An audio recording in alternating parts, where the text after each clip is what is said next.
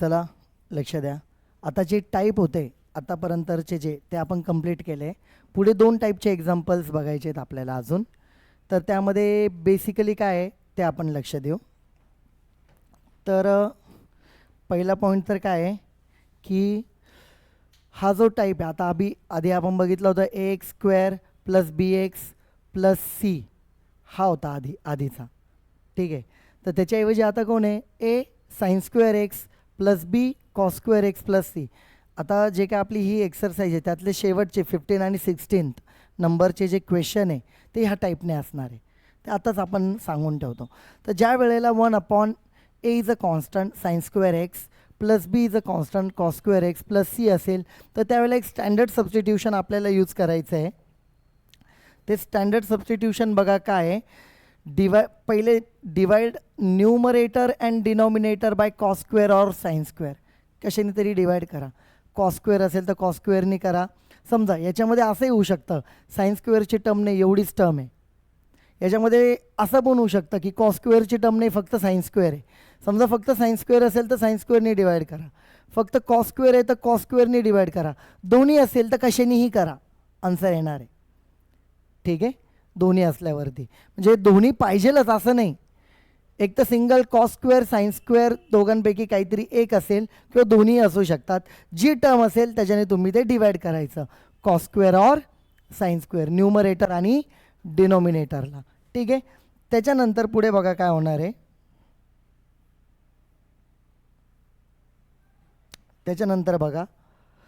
त्यानंतर पुढची जी टर्म आहे डिनॉमिनेटर रिप्लेस विथ, डिनॉमिनेटरमध्ये फक्त बरं का, दुसरीकडे नाही. डिनॉमिनेटरमध्ये सेक स्क्वेअर ही टर्म आली तर त्याला रिप्लेस करायचं 1 प्लस टॅन स्क्वेअरने. कशाने रिप्लेस करायचं, समजा कॉस स्क्वेअरने डिवाइड केलं तर तिथं 1/cos स्क्वेअर म्हणजे सेक स्क्वेअर येणार, तर तो सेक स्क्वेअर कशाने लिहायचा 1 प्लस टॅन स्क्वेअर. तसंच जर तिथं कोसेक स्क्वेअर आला डिनॉमिनेटरमध्ये तर त्याचा फॉर्म्युला काय 1 प्लस कॉट स्क्वेअर, 1 प्लस ते रिप्लेस करायचं कुठे, ओनली इन द डिनॉमिनेटर, फक्त डिनॉमिनेटरमध्ये. पहिली कंडिशन काय, जे काय असेल त्याच्याने डिवाइड करा, कॉस स्क्वेअर किंवा sine square, numerator and denominator. ठीक आहे. त्याच्यानंतर काय, डिनॉमिनेटरमध्ये ज्या वेळेला सेक स्क्वेअर टर्म येईल त्याला रिप्लेस करायचं 1 प्लस टॅन स्क्वेअरने, आणि कोसेक स्क्वेअर आहे त्याला रिप्लेस करायचं कशाने 1 प्लस कॉट स्क्वेअर. ऑटोमॅटिकली आता हे झाल्यावरती समजा इन केस तिथं टॅनची टर्म आली तर टॅनला तुम्ही बघा टॅन एक्सला लिहायचं टी, स्टँडर्ड सबस्टिट्यूशन, किंवा समजा कॉटची टर्म आली तर कॉट एक्सला लिहायचं टी, स्टँडर्ड सबस्टिट्यूशन. आणि ऑटोमॅटिकली ते आपला जो आधीचा फॉर्म आहे, आधी जे एक्झाम्पल बघितले त्या फॉर्ममध्ये ते येऊन जातं 1/at स्क्वेअर प्लस बी टी प्लस सी. टी लिहितो आहे ना त्यामुळे टीच्या याच्यामध्ये लिहिलेलं आहे. ठीक आहे. आणि हे कसं सॉल्व करतो आपल्याला माहितीच आहे. ओके, आपण बघितलंच आहे एक्झाम्पल. म्हणजे पहिले हा टाईप, याच्यामध्ये जे काय असेल त्याच्याने डिवाइड करायचं, सेक स्क्वेअर और कोसेक स्क्वेअर त्याच्या आयडेंटिटीने 1 प्लस टॅन स्क्वेअर किंवा 1 प्लस कॉट स्क्वेअरने डिवाइड करायचे. त्याच्यानंतर जर टॅन आला असेल तर टॅननी तिथं काय करायचं, रिप्लेस करायचं टीला. कॉट आला असेल तर कॉटला रिप्लेस करायचं टीने. ठीक आहे. हा एक पार्ट. त्याच्यानंतर बघा पुढचा पार्ट काय. ठीक आहे, हे काही नाही, हे आपल्या याच्या पद्धतीने हे 4 स्टेप आहेत. ठीक आहे. पुढची स्टेप म्हणजे जे आपण याला सॉल्व करतो त्या पद्धतीने सॉल्व करायचं. बघा आता त्याच्यानंतर पुढे इथं जर तुम्ही बघितलं ना, हा टाईप आपण इन्स्टंटली बघणार आहे लगेच. ठीक आहे. याच्यामध्ये काय दिलं आहे लक्ष देऊ आपण. तुम्हाला इथं जाणवत असेल integration of type a sin x plus b cos x plus c. मगाच्या टाईपमध्ये इथं स्क्वेअर होतं, इथं स्क्वेअर आहे का, स्क्वेअर नाही.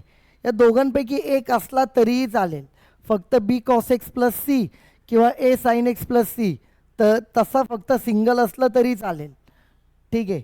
आणि हे दोन्ही असले तरी चालेल, त्याला ही मेथड यूज करायची. तर या मेथडमध्ये आपण काय करतो बघा, सगळ्यात पहिले स्टँडर्ड सबस्टिट्यूशन. तिथं काय लक्ष द्या,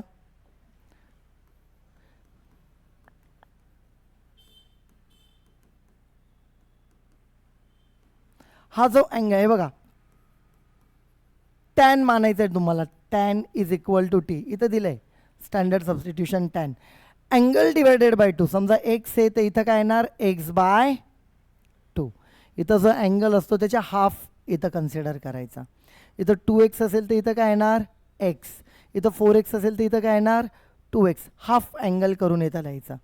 आता एक सिम्पल याला जर आपण डिफरन्शिएट केला, डिफरन्शिएटिंग, चला हे लिहित नाही बसत, समजून घ्या डिरेक्टली तुम्ही. डिफरन्शिएट केलं तर काय येणार टॅनचं derivative sec square x by 2 आणि एक्स बाय 2चं परत 1/2. इकडं d t by d x, इकडं डी एक्स घेतो तिकडे लिहितो डी टी. बरोबर आहे. आता मी बघा डी एक्सची टर्म एका बाजूला ठेवतो. D x is equal to 2 d t. हा बघा हा 2 तिकडे गेला 2 डी टी. खाली ही टर्म काय आली which is equal to 2 d t upon sec square 1 plus tan square of x by 2. असं का केलं, तुमच्याकडे टॅन स्क्वेअर आहे ना ऑलरेडी. टॅन किती आहे टी आहे. मग तुम्ही डी एक्सला काय लिहू शकतात ह्या केसमध्ये, therefore d x is equal to 2 d t upon 1 plus t square. आलं लक्षात. ही पहिली गोष्ट. यात काय अडचण आहे तुम्हाला, ठीक आहे. म्हणजे आपण काय केलं, ज्या वेळेला हा फॉर्मॅट येतो इथं स्क्वेअर नाही आहे, साइन स्क्वेअर किंवा कॉस स्क्वेअर नाही आहे. हे दोन्ही पाहिजे असा रूल नाही. दोघांपैकी ही टर्म किंवा ही टर्म फक्त आली तरी पण हीच मेथड वापरायची, आणि दोन्ही आले तरी पण हीच मेथड वापरायची. जसं मागच्या केसला मी तुम्हाला सांगितलं की ह्या एक्झाम्पलमध्ये हे असू द्या किंवा हे असू द्या किंवा दोन्ही असू द्या, ही मेथड वापरायची आपल्याला. पण ही आता ह्या टाईपचं एक्झाम्पल शेवटचं येणार आहे. पण हे जे मी सांगतो हे लगेच इन्स्टंट येणार आहे एक्झाम्पल आपल्याला करायला.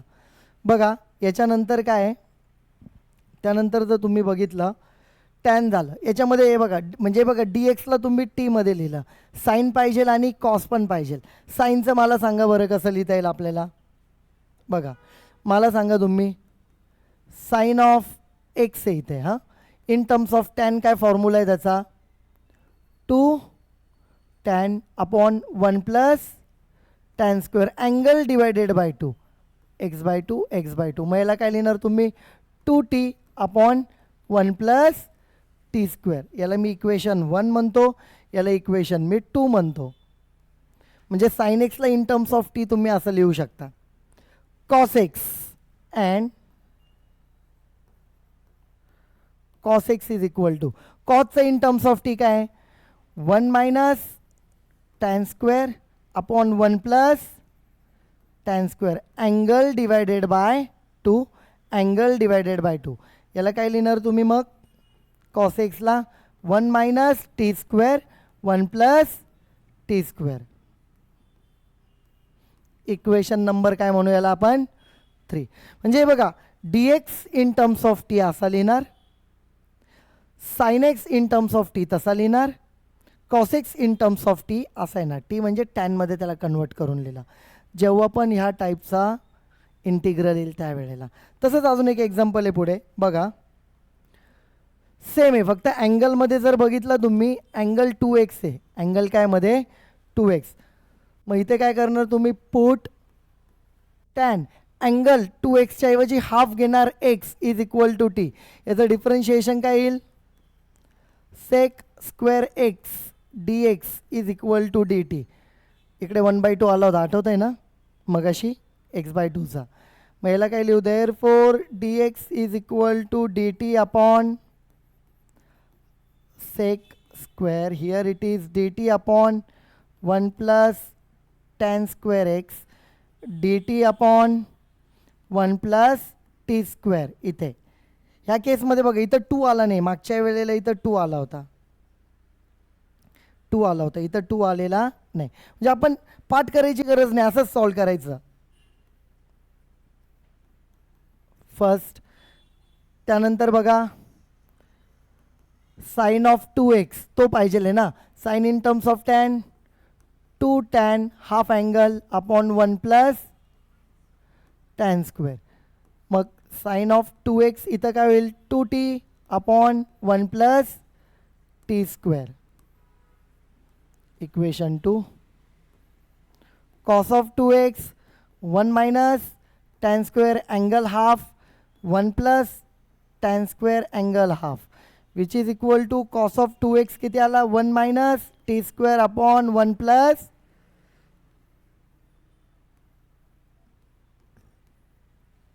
यात काय अडचण आहे, त्याच मेथडने काढला आपण परत. ओके, तर ह्या टाईपचे एक्झाम्पल जर आपल्याला लगेच इन्स्टंटली बघायचे आहेत तर आपण ते बघूया काय आहेत. चला, integration of 1 upon page number या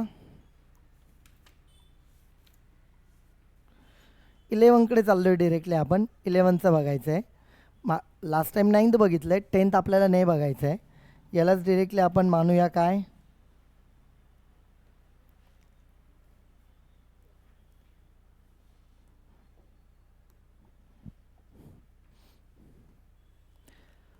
late I is equal to integration of 1 upon 5 minus 4 cos x dx. बघा त्या फॉर्मॅटमध्ये इंटिग्रेशन ऑफ ए साईनची टर्म नाही आहे, प्लस बी कॉस, बी मायनस आहे फक्त, -4 कॉसमध्ये आहे, प्लस सी पुढे लिहायच्याऐवजी इकडं लिहिलेलं आहे त्या फॉर्मॅटमध्ये. मग या एक्झाम्पलमध्ये आपण काय करतो, सगळ्यात पहिले बुकमध्ये जर तुम्हाला पाहिलं तर त्यांनी काय दिलेलं आहे, डायरेक्टली डी एक्सची टर्म आणि डायरेक्ट कॉसची टर्म त्यांनी दिले इन टर्म्स ऑफ टी. पाठ करायचं नाही, त्याला इथे लिहून काढा. सगळ्यात पहिले याच्यामध्ये डोक्यात काय ठेवायचं आहे तुम्हाला की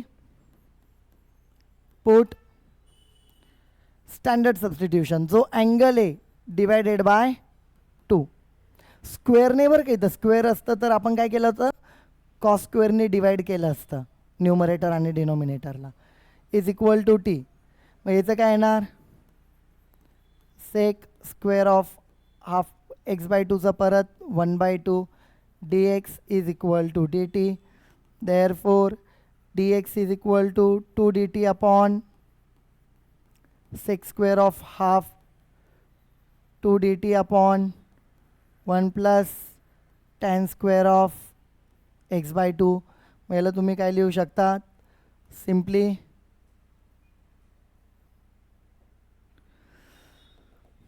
dx is equal to 2 dt upon 1 plus t square, equation 1. dx ला तुम्ही असं लिहा. साइन एक्स काय येणार, 2 tan of x by 2 1 plus tan square of x by 2. लिहू नका, इथं टाकायचं आहे का आपल्याला, त्याला घेऊ नका. मग कोण आहे इथं, फक्त जो दिसतो त्यालाच लिहायचं. कोण आहे, cos 1 minus tan square 1 plus tan square x by 2.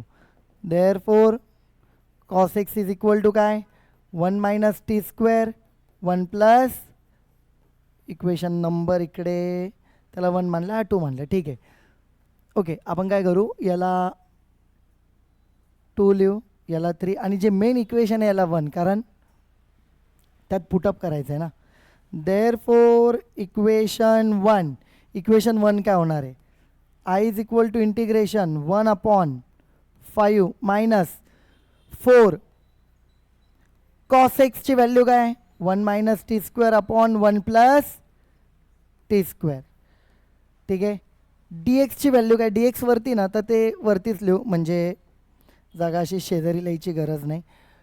2 d t upon 1 plus t square असं. ठीक आहे, आणि यातलं मी काय करतो, जो डी टी ना 2लाच ठेवतो इथे, डी टीला इकडे लिहितो. हे बघा, 2 d t upon 1 plus t square, त्यातलं ही टर्म इकडे डी टी. आता मी काय करतो, कॉन्स्टंट 2 बाहेर काढून घेऊया आणि इथे याचं क्रॉस मल्टिप्लिकेशन होईल. बघा, therefore I is equal to integration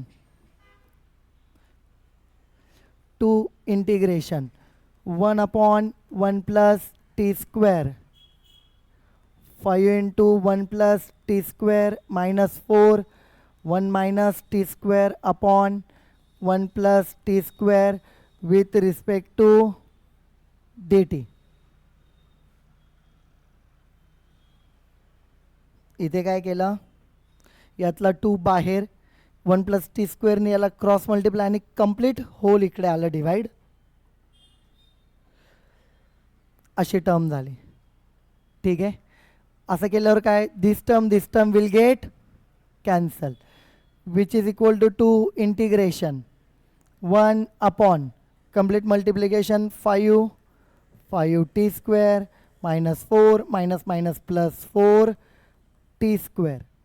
हे बघा 4ने मायनस मायनस प्लस होणार with respect to d t. नीट लिहू याला 2 इंटिग्रेशन 1 अपॉन हे किती झाले 9 टी स्क्वेअर आणि हे किती झाले 5 minus 4 plus 1 with respect to d t. ठीक आहे. तुम्ही म्हणणार sir a x square plus b x plus c तसं आलं आहे. नाही, मध्ये कुठे बी एक्स आहे, नाही आहे. मग आपण याला काय स्टँडर्ड फॉर्मॅटला लक्ष द्यायचं. हा ब्रॅकेटचा स्क्वेअर आणि हा कशाचा तरी स्क्वेअर म्हणजे फंक्शनचा स्क्वेअर प्लस ए स्क्वेअर असा फॉर्मॅट होईल तयार. बघा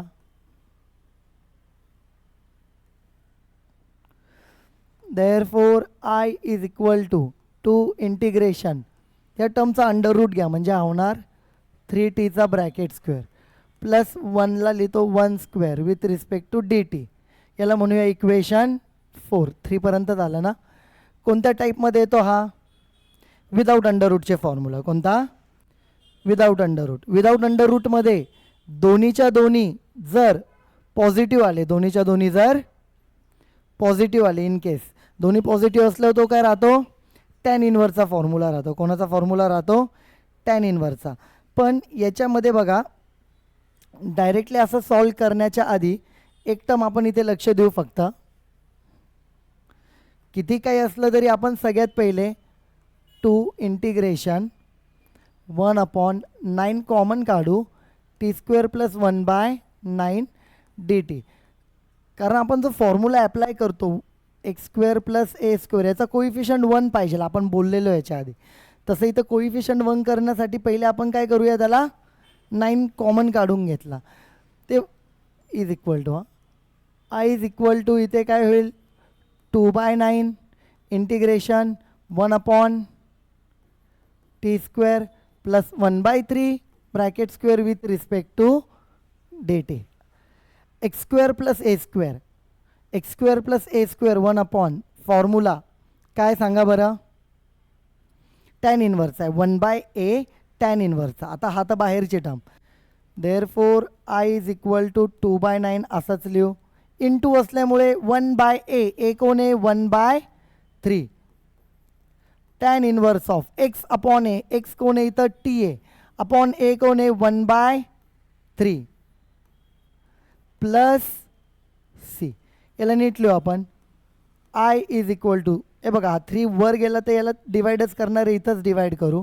हे झालं 2/3 टॅन इनवर्स 3 वर जाईल 3t अपॉन 1 म्हणजेच 3t plus c which is equal to 2/3 tan inverse 3. टीची व्हॅल्यू काय आहे, काय टाकलं होतं tan of x/2 plus this is the final answer. म्हणजे स्टँडर्ड फॉर्म्युलानी ॲप्लाय करायचं आणि आपण तिथं व्हॅल्यू त्याची पुटअप करून द्यायची. That's it. एवढंच आहे की बुकमध्ये त्यांच्याकडनं इथं 2t लिहिलं गेलं आहे पण ते 2 होऊ शकत नाही, हा 3 वर गेला आहे, हा 3च राहिली आहे. ठीक आहे. तर बुकमध्ये थोडीशी प्रिंटिंग मिस्टेक आहे, कन्फ्यूज होऊ नका. ठीक आहे. तर हे एक्झाम्पल परत एकदा सांगतो मी तुम्हाला. बघा हा जो फॉर्मॅट आहे हा इतक्यात जो आपण बघितला या टाईपमध्ये मोडतो तुमच्या ए sin x plus b cos x plus C. त्याचा स्क्वेअर नाही आहे. त्यातलं मी सांगितलं होतं दोघांपैकी कोणती एक टर्म असली तरी पण आपल्याला चालेल. ठीक आहे. मग आता त्याच्यामध्ये येतो आहे तर आपण त्याला कसं सॉल्व करतो, tan standard substitution angle divided by 2t याच्यावरनं डी एक्स काढतो. डी एक्स लिहिला, कॉस दिला तर त्याचा in terms of tan formula लिहिला तो. हे सगळं याच्यात टाकलं कॅल्क्युलेशन केलं, क्रॉस मल्टिप्लाय, जे कॅन्सल होतं ते कॅन्सल, जे कॉन्स्टंट आहे ते बाहेर, ही टर्म उरली ना आपल्या स्टँडर्ड फॉर्मॅटमध्ये आला. योगायोगाने हा ते मोठं नाही आलं x square plus b x plus C एवढं नाही आलं, छोटी टर्म आली सरळ सरळ x square plus a square. त्या फॉर्मॅटमध्ये नेहमी कोइफिशियंट 1 करतो म्हणून 9 कॉमन काढला, तो डायरेक्ट कॉन्स्टंट असल्यामुळे बाहेर. हा एक प्रकारे एक्स हा ए तो फॉर्म्युला आपण इथे ॲप्लाय केला आणि डायरेक्टली आन्सर भेटला तुम्हाला. ठीक आहे. तर इथपर्यंत लिहून घ्या जेवढं दिलेलं आहे तुम्हाला. काय काय दिलं बघा. हे जे आहेत हे स्टेप्स लिहायचे आहेत. 4 स्टेप यातली लिहिली नाही तरी चालेल, 3 पर्यंतच लिहायचं आहे. नंतर बघा हा टाईप इथपर्यंत हे पण लिहायचं आहे. हे कंप्लीट लिहायचं आहे आणि पुढे ते एक्झाम्पलच आहे. दिस वन इथे एंड होत आहे. ठीक आहे, चला लिहून घ्या.